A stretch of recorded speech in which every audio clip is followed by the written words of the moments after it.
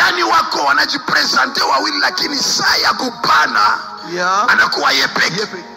Kwa nini anajipresente yepeke? Anataka ambia kiwete kwamba tunaweza kuwa watumishi wote lakini neema zinapishana.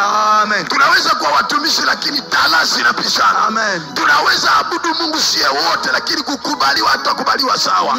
Tunaweza ingia muoni sie wote lakini hatutabarikiwa sawa. Si kwamba na wewe hautabarikiwa lakini mimi nikibarikiwa wa kwanza, usiwe wivu juu ya baraka zangu. Basi mwenye atabarikiwa wa pili baada yangu ni wewe. Amen. Perform.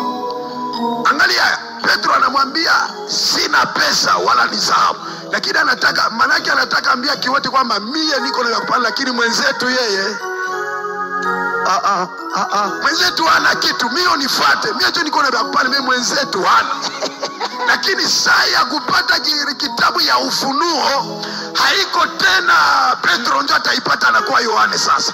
Yani tukubaliane na tuitikane, watumishi wa Mungu na watu wa Mungu, tukubaliane kwamba mwenzako